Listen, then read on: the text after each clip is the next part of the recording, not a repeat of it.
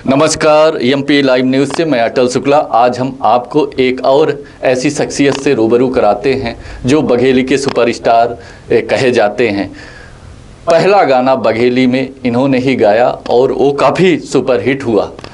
रीवा में ये लगातार बघेली के माध्यम से, बघेली गानों के माध्यम से पूरे बिंद को एंटरटेन कर रहे हैं। मूलतः ये रहने वाले सीधी के हैं, लेकिन लगातार कई वर्षों से रीवा में रहकर ये बघेली गानों का सीरीज बनाई है। आइए हम आपको रूबरू कराते हैं पंचू अकेला दरबार से। सबसे पहले पंचू जी, हमारे news channel MP live news में आपका स्वागत है। बहुत बहुत धन्यवाद अटल जी, और सौभाग्यशाली हूँ कि आपने अपने चैनल में मेरा साक्षात्कार किया, और मैं आपके सभी दर्शकों को भी बहुत बहुत प्रणाम करता हूँ। पंचू अकेला जी, सबसे पहले आप मुझे ये बताइए कि आपकी संगीत की यात्रा कहाँ से और कैसे शुरू हुई? क्या पृष्ठभूमि है संगीत की आपकी? बिल्कुल, मैं एक्चुअली बहुत साधारण और सामान्य परिवार से हूँ। मेरे पिताजी चतुर्थ श्रेणी के कर्मचारी थे सरकारी जॉब में, लेकिन मैं जब लगभग कक्षा 8-9 में पढ़ता था तब से साहित्य में मेरी रुचि हुई। मैंने कुछ कविताएं लिखना शुरू की। अचानक शब्द ऐसे आते गए और उन कविताओं को मैं मंच में गाकर प्रस्तुत करता था। तो हमारे यहाँ एक कवि आज भी हैं, वो पंडित कालिका प्रसाद त्रिपाठी जी। तब वो सरकारी पद में सीधी में हुआ करते थे। तो उन्होंने कहा कि थोड़ा आपकी आवाज़ बहुत अच्छी है, तो इसको संगीत के साथ आप ट्राई करिए। और मैंने उसको संगीत के साथ ट्राई करने की कोशिश की, और गांव में जैसे गाता था छोटे मोटे गीत लिखकर। फिर मेरा संगीत का प्रोफेशनल सफ़र शुरू हुआ सन 2010 में, जब 2009 में मैंने पहली बार अपना एल्बम बनाया, नवरात्रि का पहला एल्बम। और वो एल्बम को सब ने बहुत आशीर्वाद दिया, जिसमें 4 गाने बघेली के और 4 गाने हिंदी थे। और वहाँ से मेरी जर्नी शुरू हुई संगीत की, और जो अनवरत चल रही है अभी तक। आपकी शुरुआत गांव से हुई, आपने जैसा बताया। पहला कौन सा गाना था जो लोगों ने सुना और काफ़ी सराहा और आपको लगा कि नहीं, अब मुझे गाना ही गाना है? पहला मेरा गाना था बूढ़ी माता का, मैंने लिखा था भजन, और जो मैंने रिकॉर्ड किया था जब सीडी का ज़माना था, वो वीडियो के साथ आया था। आज भी वो यूट्यूब में है। वो गीत चला और सब लोगों ने उसको पसंद किया, सभी का आशीर्वाद मिला, और आज कहीं ना कहीं वही एक गीत है जिसके कारण मैं यहाँ पे हूँ। उसके बाद तो ढेर सारे मेरे एल्बम आए, वीडियो एल्बम आए, और अभी भी कंटिन्यू गीत आ ही रहे हैं। पर वो गाना जो था जहाँ से शुरुआत मेरी हुई, वो एक माइलस्टोन था मेरे लिए, और आज भी है। जैसे आजकल के जो सिंगर हैं वो हिंदी फिल्मों में क्लासिकल और कई तरह के जोन में गाना गाते हैं, लेकिन आपका जो जोन है बघेली जी, और बघेली टोन में आप गाना गाते हैं और लोग काफ़ी आपके गाने को पसंद करते हैं। तो बघेली में ज़्यादा फोकस क्यों है? बघेली में फोकस इसलिए है कि एक धर्म होता है व्यक्ति का, अपनी ज़मीन और अपनी भाषा। और मैंने ये भी देखा है कि बड़े बड़े कलाकार जिन्होंने अपनी भाषा से शुरुआत की है, अपनी ज़मीन से शुरुआत की है, वो दूर तक गए हैं। और एक मेरी ये भी कोशिश है कि अगर मैं अपनी भाषा गाऊंगा, अपने बिंद की भाषा गाऊंगा, तो ठीक है मैं बम्बई में नहीं गाऊंगा, लेकिन हो सकता है एक दिन ऐसा भी हो कि बम्बई हमारे यहाँ बिंद में आ जाए, यहाँ वो काम होने लगे जो बम्बई में होते हैं। हर जगह की क्षेत्रीय भाषा, चाहे आप पंजाबी, हरियाणवी, और उत्तर भारत में और दक्षिण भारत में कहीं भी देखिए, सबकी इंडस्ट्री है, सबके अच्छे अच्छे कलाकार हैं, और जो फिल्म इंडस्ट्री तक जा रहे हैं, हॉलीवुड बॉलीवुड में काम कर रहे हैं। तो हमारी ऐसी सोच नहीं है कि हम उस दूर तक जाएं, लेकिन ये ज़रूर सोच है कि हमारी भाषा उपेक्षित हो गई थी। हमारी भाषा के जो संस्कार गीत थे उनको तक लोग गाने और सुनने में मनाही करते थे, लेकिन आज ये पोजीशन है कि हमारे बिंद में बच्चे अच्छा काम कर रहे हैं।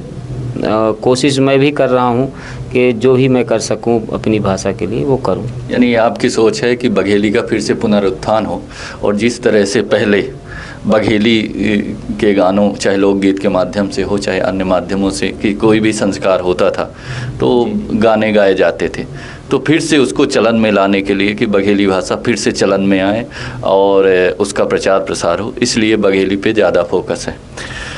आप गाना गाने के साथ साथ आप गाना लिखते भी हैं और कई लोगों को आपने गाना लिख कर दिया भी है जो काफ़ी प्रचलित हुए हैं। तो ऐसा कौन सा गाना है जो सबसे ज़्यादा प्रचलन में आया हो, लोगों ने खूब सराहा हो? मेरे गाए हुए जितने भी गाने हैं लगभग, क्योंकि हर कलाकार का हर गाना तो हिट होता नहीं, कम ही गाने हैं जो लोगों को पसंद आते हैं। तो मेरे गाए हुए गाने हैं जो लोगों को पसंद है। एक ठे बिटिया मिस कॉल मारत थी, एक ठे लड़का दयावन बेकार होएगा, साली चले आवा जीजा घरे होली मनावे का, ये गाने हैं। और मेरे लिखे हुए लगभग सारे के सारे गाने हिट हैं, क्योंकि लगभग 10 से 12 कलाकार हमारे बिंद में बघेली गा रहे हैं, जिसमें बड़े बड़े नाम हैं। क्योंकि आपके चैनल से मैं किसी का जनरली नाम नहीं लेना चाहता, पर वो सारी चीज़ें हैं। सारे के सारे गाने मैंने अंगा भय ज़िंदगी लिखा, रोड है ख़राब लिखा, लक्ष्मी वाला लिखा, डेटाल डाल के लिखा, ये सारे गाने। और हमारे जो बघेली की पहली फिल्म फुल लेंथ जो बनकर तैयार है, प्रीत का बंधन, उस फिल्म के 4 गाने मैंने लिखे हैं। और जो कि बड़े बड़े कलाकारों ने, उदित नारायण जी ने, आलोक जी ने गाया है, और आपकी इंदु सोनाली जी ने गाया है मेरे लिखे गानों को। तो क्योंकि बघेली को जहाँ तक मैं पहुँचाना चाहता था वो जर्नी मेरी चल रही है। बस ये है कि बघेलखंड के लोगों का भी रुझान अपनी भाषा, अपने संगीत की तरफ हो, तो यहाँ के जो कलाकार हैं, मैं हूँ या कि छोटे कलाकार हैं, उनको ज़रूर प्रोत्साहन मिलेगा और वो आगे बढ़ेंगे। जैसे अविनाश बघेली के सुपरस्टार कहे जाते हैं, या जिस तरह से उनको एक फेम मिला है, और तो उनके अधिकतर ये जो उनका जो सीरियल है, एपिसोड है, या कोई फिल्म का है, सर्वाधिक गाने जो हिट हुए हैं वो आप ही के हैं। बिल्कुल है मेरे, लेकिन उसमें क्या है, मैं अपना महत्व तो नहीं लेता, मेरे शब्द हैं, लेकिन उसमें हर एक पार्ट होता है संगीत का। जैसे साहित्य हुआ, मैंने लिखा, कोई भी गाना जन्म लेता है कलमकार की कलम से। पहला तो लेखक होता है, उसके बाद उसमें संगीतकार, फिर गायक, फिर एक्टर। तो ये टीम वर्क है, मैं उसमें अपना महत्व नहीं लेना चाहता। हाँ, मैंने लिखा है, ये सच है। आगे की क्या कार्य योजना है? आप ऐसे गाने लाते रहेंगे? क्योंकि अभी हमने देखा है कि कई ऐसे लोग हैं जो बघेली में काम करना चाहते हैं, वो चाहे वेब सीरीज़ के माध्यम से हो, चाहे फिल्मों के माध्यम से हो। तो मुझे लगता है कि भोजपुरी की तरह कहीं ना कहीं बघेली इंडस्ट्री भी अगर इस तरह से काम होता रहेगा तो आने वाले समय में स्थापित हो सकती है। आपका क्या मानते हैं? निश्चित तौर पर देखिए, किसी भी भाषा के संगीत को तभी आगे बढ़ाया जा सकता है जब उसमें ज़्यादा से ज़्यादा लोग गाएं, ज़्यादा से ज़्यादा कलाकार हों, ज़्यादा से ज़्यादा एक्टिविटीज़ हों। हमारे बघेली में शुरुआत हम लोगों ने की थी सन 2010 में। तब सोशल मीडिया का, इंटरनेट का ज़माना नहीं था, सीडी का, ऑडियो कैसेट का ज़माना था। तो जी, आप ये बताइए कि बघेली को लेकर आप क्या कुछ नया करना चाहते हैं? अभी तो मैंने बघेली के लिए एक पहला जो कदम उठाया है, हमारे बिंद में अभी तक मतलब रीवा में डिजिटल स्टूडियो नहीं था रिकॉर्डिंग का। हम सब लोग, मैं भी खुद बनारस जाया करते थे, बिहार जाया करते थे रिकॉर्ड करने के लिए। तो मैंने अभी एक डिजिटल स्टूडियो शुरू किया है जहां आप बैठे हैं, और मैं ये चाहता हूं कि इस स्टूडियो का सभी लोग लाभ लें, जो भी नए कलाकार हैं, जिनसे गाने बजाने में जिनकी रुचि है। और ये क्योंकि स्टूडियो है, उनके लिए सुगम है और सरलता से उपलब्ध है।